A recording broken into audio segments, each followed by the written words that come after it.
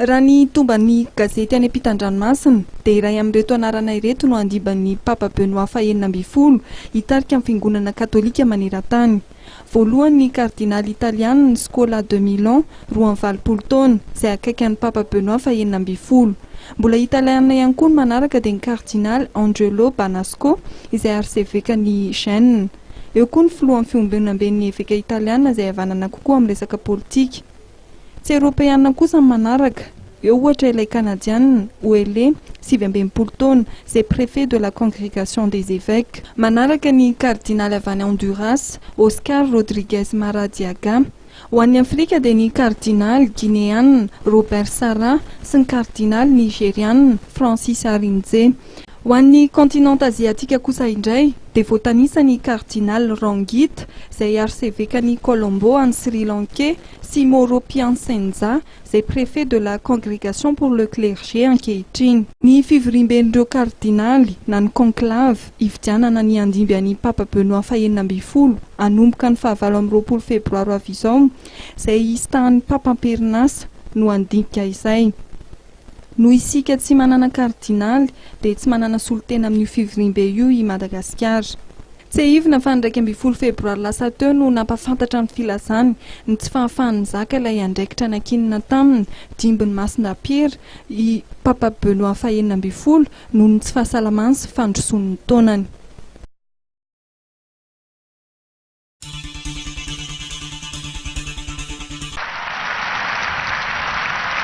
Après 8 ans de pontificat, Tehaka amin'ny revidrevitra no nasetry ny olona tonga nanatrika ny fisehoana farany nataon'ny Papa Benoît faha 12 androany teto amin'ny Saint-Pierre. Raha ny tombatombana natao dia mpino maherin'ny ray hetsy no tonga nanatrika izany lanonana masina izany. Nandritra ny lahatenina taona tamin'ny fiteny maromaro dia tsy nanadininy ny saotra sy nankasitraka ireo mpino marobe nanaja ny heviny sy ny fanapahan-keviny Papa. ces derniers mois, j'ai senti que mes forces diminuaient. J'ai demandé à Dieu dans mes prières qu'il illumine mes pensées pour prendre la décision la plus juste. Non pas pour moi, mais pour le bien de l'Église. Se jouer jusqu'au prochain conclave, qui verra l'élection de son successeur, le 266e pape de l'histoire. Priez pour les cardinaux électeurs et mon successeur, quel qu'il soit, a lancé Benoît XVI. Rehefa avy manao veloma ireo kardinaly rehetra amin'ny Papa Rapitso dia miala amin'ny toerany mampapa azy. Tsy dia misy loatra ny fombafomba goavana atao intsony amin'io rampitso io. Hiala ary hanohy hivavaka any amin'ny tranony any amin'ny Castel Gandolfo ny Papa manomboka rapitso io.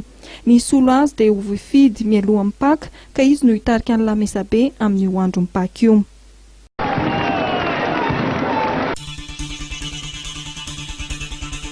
Nandritry ny tafatafa izay ny fanaovany tamin'ny mpanao gazety no nilazan'ny Pasteur Mayol fa miray fo sy saina ary miaraory amin'ireo mpiray-tanindrazana matiavana sy ravafananana no ny fandalovan'ny rivodoza Aronatany Atsimo ny tenany sy ny fiangonana Apokalipsy ary ny antoko GFFM izay tarihany.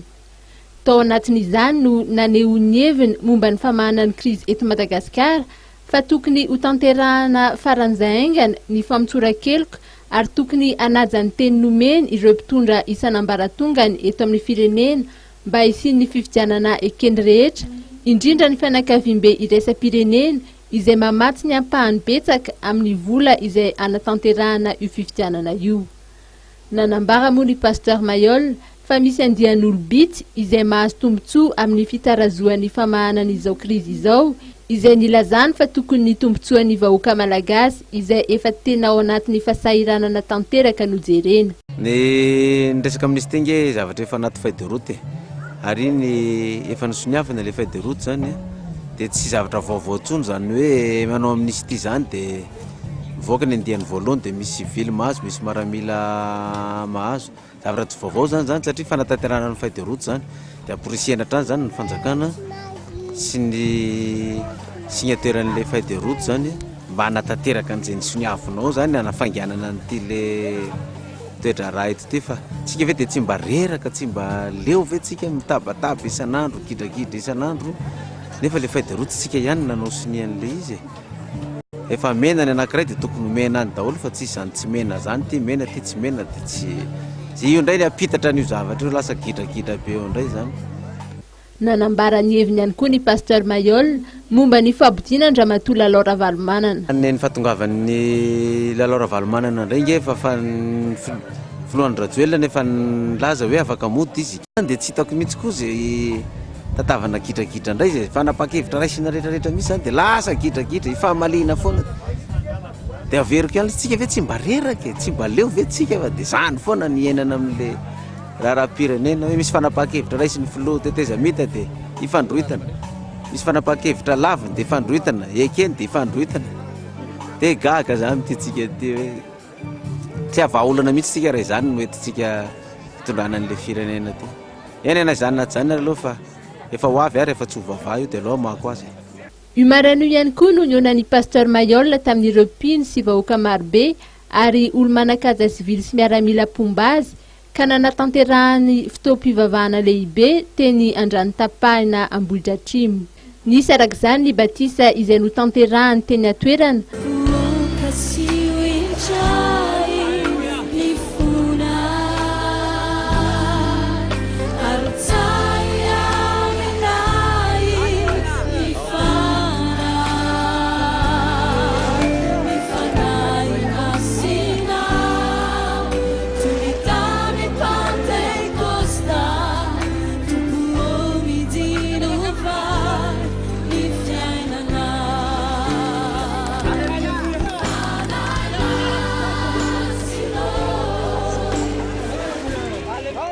Olo-dehibe miisa 10 no natao batisa teny atoerana rehefa nanaraka ny fampianarana ny apokalipsy ary nanaraka ny konferansa fanazavana ny baiboly ara matematika sy fizika ary siantifika izay notanterahany pasteur Mayol.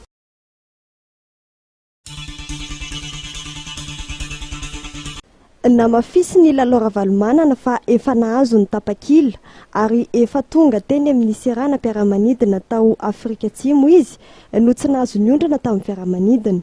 Nosorita ny fanadenisy aza ny filazana fahafahany mody an-tanindrazana ny talata dia noho ny fisiany taratasy avy amin'ny aviation civile de Madagascar na ny ACM no tsy nahafahan'ny ny ondrana tamin'ny zotra mpiara-manidina Erling Komaly Zuma voalohan'ny volana Martsa.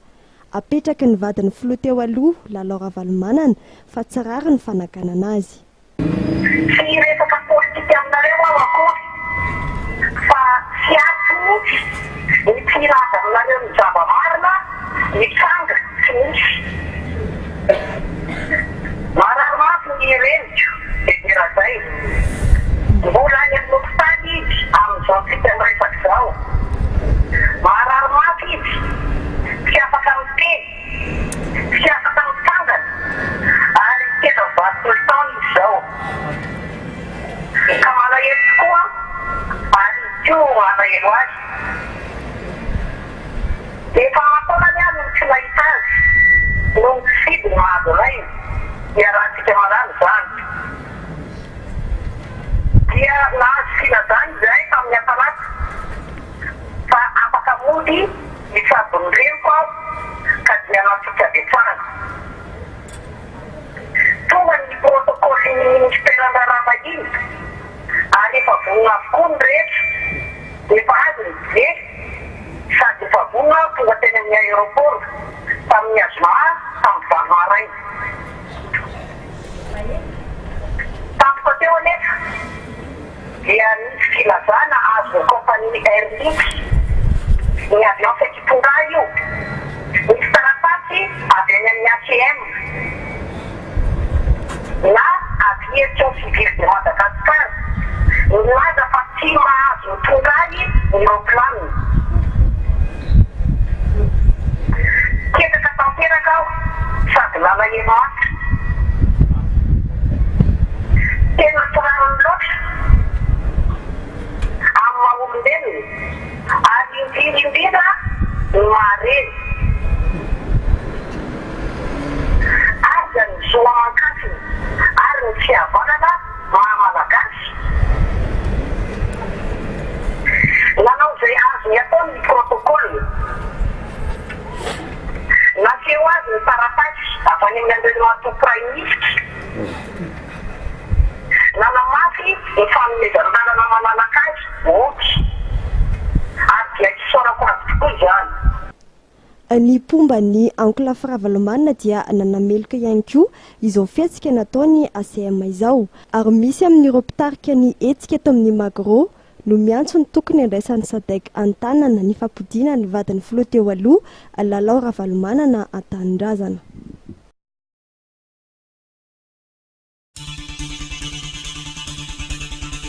Ny tenako manokana dia tsy manisy olana ary amin'ny fangatahana fitsidian'ny vadiny filoha teo aloha izay hitsidika ny reniny marary.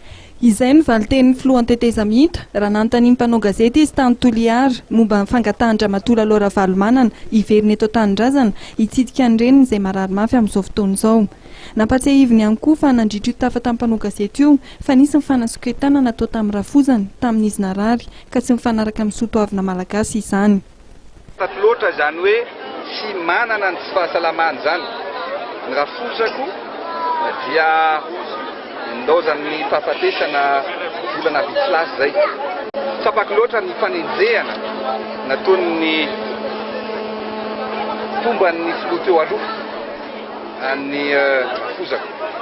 Nendrikendrehana tamin'ny zavatra tsy nataony. Lazaina fa nanampy ny ireo maramila izay endrikendrehana fa nanonga-panjakana. Ny andro ny tenenana an'izany ny Rafozako dia teo anelanelan'ny fahafatesana sy ny fahavelomana. Satria ny andro ny tenenana an'izany izy dia tany a Frantsa natao opération ary nesorina ny poumon nefa dia endrika sy fanenjehana no natao aminy. No ndaozan'ny fahafatesana izy satria Rafozana eto ny resahatra, ny Rafozako sy ny Rafozan'ny filoha teo aloha dia mbola nenjehana ihany hoe tokony efa ela izy no maty etsetsetsetry zany fotofisainana malagasy zany zay ilay teneniko hoe fanivanana tsika atao tokony esorina. Araka nambaran'ny filoha Antetezamita Andry Rajoelina dia tokony tsy hiova resaka politika amin'ny fiverenan'ny Ramatoa Lalao Ravalomanana eto Tanindrazana fa tokony hijanona fitsidiana ny reniny izay marary fotsiny ihany.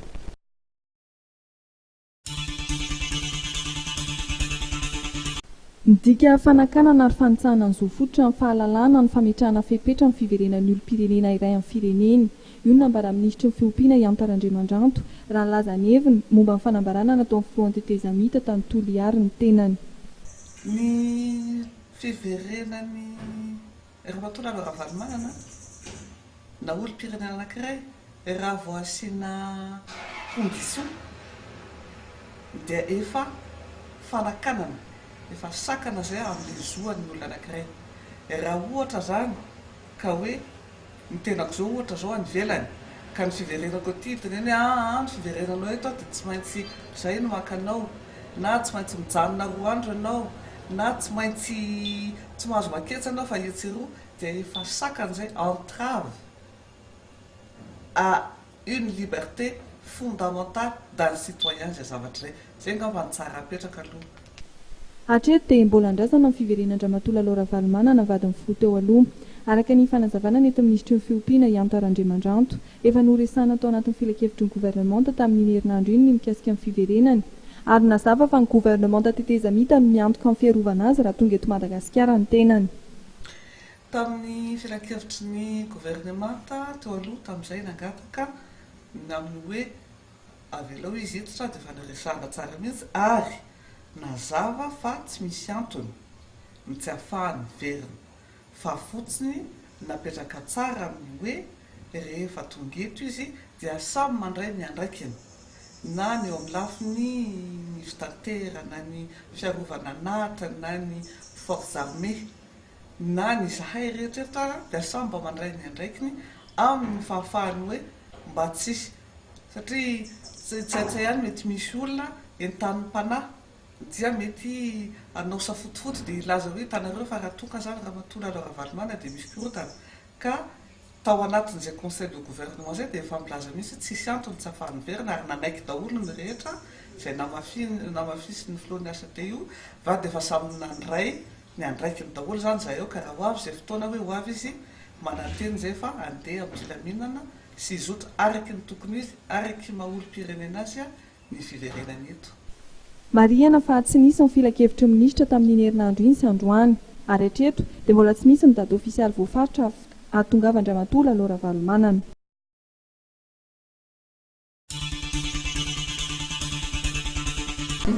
Omaly no nandao ny fiketrehana masina ny Papa Benoît XVI, anisany andrasan'ny olona manerana an'izao tontolo izao, indrindra kristianina katolika ny fiandrasana ny hoe dimbin'ny Papa Benoît XVI. Afaka azavainao hoe Monseigneur, ahoana ny fombafomba amin'ny fanoloana papa zay ary ahoana ny fomba fitantanana fiangonana mandra-piandry an'izay hoe dimbin'ny papa zay. Eny ary dia araka ny fanontaniana napetraka ao teo moa nitsahatra omaly hariva ny fitantanany Papa Benoît XIV ka efa vory ao Roma zao ny kardinaly izay hifidy ny dimbiny. Io ireo kardinaly ireo zao nataon'zareo hoe amin'ny teny frantsay moa zafady indrindra hoe collège des cardinaux, zany hoe lasa vondrona anankiray ireo, dia ireo zany no mitantana amin'izao fotoana izao ny fiangonana katolika. Nefa tsy mandrava n'inon'inona, tsy afaka manovana inona na inona fa fampandehanan-draharaha sisa atao amin'izao fotoana izao. Ary rehefa fampandehanan-draharaha izay efa misy moa ireo rafitra atao anaty fiangonana katolika dia efa mandeha, ka ireo aloha samy mitantana fa mandefa ny zavatra maika dia maika raha fa tsisy afaka manova zavatra fa tsy maintsy miandry ny fahatongavan'ny fifidianana ny papa vaovao. Ka ao anatin'izay ary zany amin'izao fotoana izao manomana ireo efa tonga ao Roma, manomana ny fifidianana ny papa ny tena ataony novaindohany raharaha. Ary tamin'ny farany teo moa nisy atao motu proprio, na aza moa ny asana décret moa nilazantsika an'izany tahakana hoe décret d'application, fa nisy ny atao constitution apostolique zay hoe rafitra napetraka hoe atao fiangonana momba ny fitantanana ny fifidianana ny papa. Raha vao tsisy papa ray masina eo izao ny rafitra efa mipetraka iny, kanefa noeverina fa ao anatin'ny 12 andro aorianany tsy fisian'ny olona eo amin'ny fitantanany fiketrahan'ny papa ray masina dia tsy maintsy ao anatin'ny 12 andro dia atao ny fifidianana.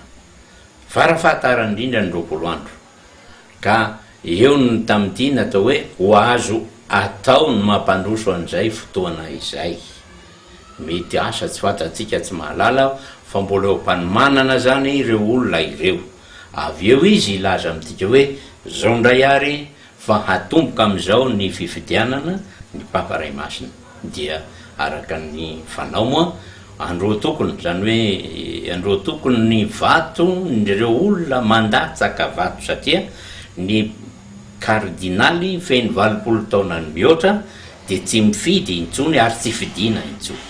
Hoe malina ny kristianina koa zao no mahafantatra hoe inona moa zany zao no ataon'ny Papa Benoît XVI tao aorianany ny hoe fistan'ny fiketrehana masina iny, ary anisany mahabe ady hevitra ihany koa am'izao ny dimbiny maromaro moa any ivelany ireo mpanao gazety manao tombatombana ny mety hoe ho dimbin'ny papa, manao manokana tokony ohatriny ahoana ny hoe toetoetra ho an'ny dimbin'ny papa, satria anisany hoe lehilahin'ny Papa Benoît XVI hoe fanterana ny tsy nahavitany le mission.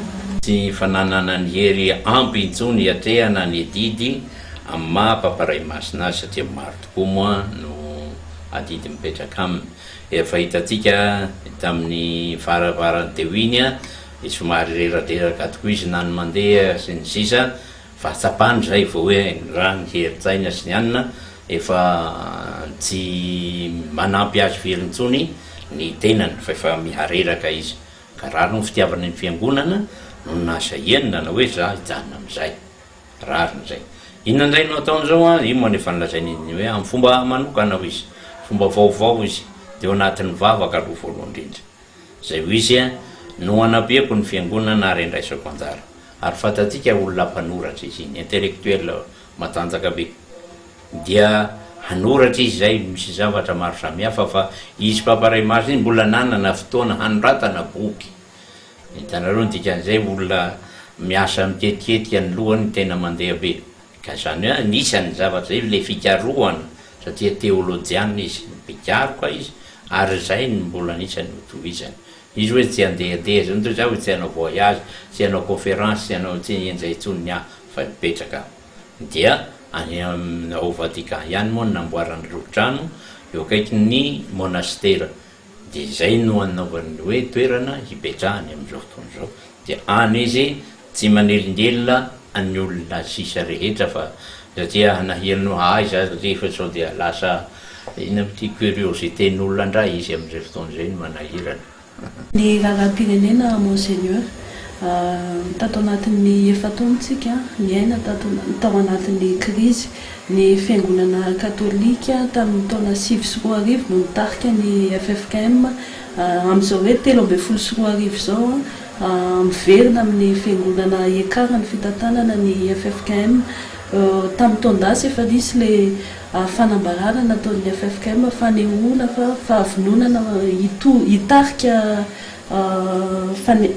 karazany hoe fampihavanana aiza hoaizany hoe dingana amin'izay hoe fampihavanana zay ary inona ny hoe everiny fiangonana fa le hoe nampikatso an'le famahana krizy tao anatin'izay efa taona zay ary inona ny fantsiana entina veriko fa ngamba tsy zao nolay fotoana no tokony hoe amaliako an'izay fotoana zavatra zay satria mbola eo ampanomanana izahay ekena nanaiky satria ty fitantanana mitony ato amin'ny FFKM isa-taona dia miova mifandimby zay filoam-piangonana mitarika ny FFKM ka zavatra efa natomboka hatrany izy io efa ela ny dingana fa natao teo mifampihavana ny pirenena zany hoe zahay tao amin'ny FFKM filoam-piangonana niaraka amin'ireo Raofube sy ny Sefipa no efa nanao 3 andro zahay nitokana teny anala mahitsy nandinika ity fampihavanana ity niezaka satria nanomboka taminay zavatra nanao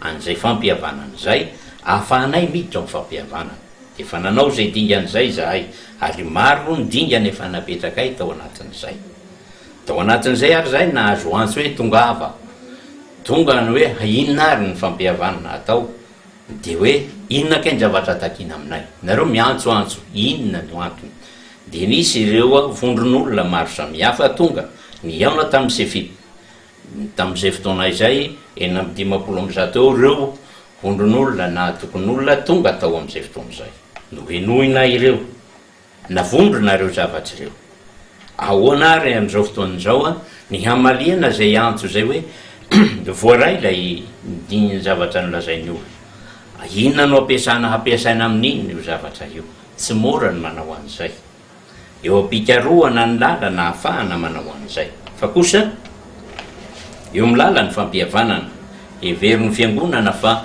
aty amin'ny fiangonana naonaovana azy eo anatren'Andriamanitra itsika ny miatrika ny tenatsika asa zay nataonay nandritra n'izay 3 andro eo anaten'Andriamanitra mamita tena zay handainga eo anaten'Andriamanitra ary eo ny tsy maintsy hiatrika an'Andriamanitra zay rehetra hanao fampihavana move iay marina ny zava-misy inona no nraitra nyraisinao tamin'izay ahoana ny fiatrehanao an'izay izay hiteraka fiovantoetra fibebahana zay ny an'ny fiangonana olona mibebaka no afaka miatrika zay fampihavana zay ka izay izy eo ny manahirana ny zavatra maro samihafa amin'izay fa izay ny tena fiatrehana lay fampihavana etsy andaminy fanodaminana ny fiarahamonina zavatra anankiray hafandray zay zavatra zay io no nisy nangatana aminay ahoana ka ty olombelona ity miaina ao anatina fiarahamonina afoana ary no ampanjary zay fampihavanan'izay ao anatina fiarahamonina manao ahoana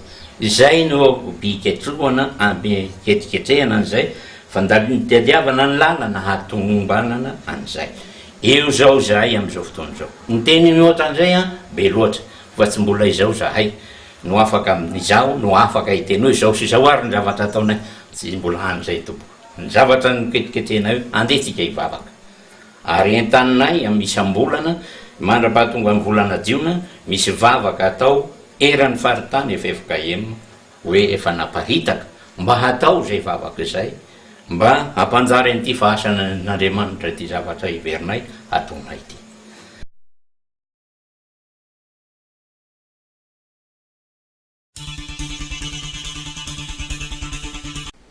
Tonga nantanteraka ny andidiny amin'ireo mpiray-tanindrazana tratra ny vona omaly ny antoko leader fanilo izay notorian'Andriamatozo Max Rakoto Mamonjy nanolotra lela volona mitetina ray tapitrisa ariary ny antoko ho fandraisany anjara amin'ny fanampiana ireo trabona. Ankoatra ny fiaraha-miosy sy ny fankairezana amin'ny izy ireo moa dia mieritreritra ny antanteraka asa lavitra ezaka ihany koa ity antoko ity. Leader fanilo moa zany raha vao naheno zao vona tsiroamantany manjo ireo havana any atsimo dia miara-miondrika nalahelo amin'izy ireo ao ny traboina namoy havana rava-fananana koa dia tsy afaka ny hipetraka fotsiny fa dia mampiseho ny fihavanana malagasy ny firaisankina eo anatrehan'izany dia nandeha natanteraka ny adidy teto amin'ity teleton ity. Ny anay leader fanilo moa zany dia tsy vitan'izao ihany fa misy ny fanentanana izay ataonay amin'ny mpiara-mikambana rehetra manerana ny nosy izay mba samy hitondra izay tsy ramben'ny tanana mba hoentina mamonjy ireo havana izay trabona amin'ny faritra maro amin'ny tapany atsibon'ny nosy iny ka anatin'izany ihany koa misy zany ny action na hoe hetsika izay ataonay tsy hoe hetsika fa fiaraha miombona amin'izany voina mahazo zany.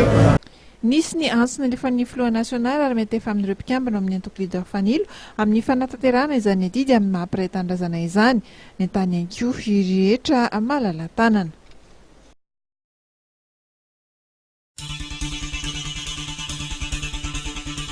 Nanao sesilany ny fanolorana fanomezana ho an'ireo trabona any amin'ny tapany atsimon'ny nosy iny tamin'ity androany ity teto amin'ny foibe ny DNGRC Tanimora. Isan'ny nanao izay asa fanasoavana mpiray-tanindrazana izay moa ny vondrom-panabeazana ASEM izay nanolotra fitaovam-pianarana kojakoja ilaina amin'ny fiainana andavanandro sy lela-volo ka ny totalin'ireo fanomezana ireo dia manodidina ny 3 tapitrisa ariary teo eo. Ny sekoly sy ny mpianatra moa no nanao rakitra ka nafana namora ireo fanomezana ireo. Voalohany indrindra aloha samy malagasy dia eo ilay voninkazo mahatratra ny raha nahita rehefa amin'ny fahitalavitra eny ngamba raha mbola malagasy koa tsy jery fotsiny ny zava-manodidina malagasy ohatran'ny teny ohatran'ireny amin'ny olombelona zany malagasy aloha anankiray. Anankiray faharoa amin'ny mahavondrom-panabeazana sy ainay dia fa tokony toe-tsaina hitaizana ny taranantsika tanora malagasy ny fifampizarana.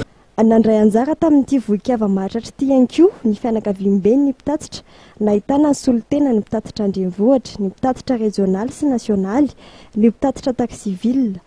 Tonga dia toerana ihany koa moa solotena ny mivarotra ny amin'ny toeram-piatsonan'ny fiara eny amin'ny fasan'ny karana. Tena nolotra vary zay roa taonina mahery miaraka amin'ny lamba zay vao sy natolotry ny namana dia sy ny sisa. Izany dia natao mba ho marika ny firaisana amin'ireo namana any. Tsy fampiandriandry ary teo moa zany isorana ny BGRC ny tompon'andraikitra ny BGRC fa nanome fanantenana zareo fa ho tonga tosoany amin'ireo namantsika sy ireo havatsika hiaran'ny fahoriana sy fahasahiranana ny atsimo izao fanomezana izao. No marian'ny mpitatitra fa somary nena ny mpanjifa nyzotra mampiasa ny lalam-pirenena fahafito atao aoriana ny fandalovany rivodoza Arona. Tsy nisy fatapahana kosa ny lalam-pirenena iny ary efa niverina miasa ireo mpitatitra regionaly ao Toliara amin'izao fotoan'izao raha voaterina mpiato izany nandritra ny fotoana fohy.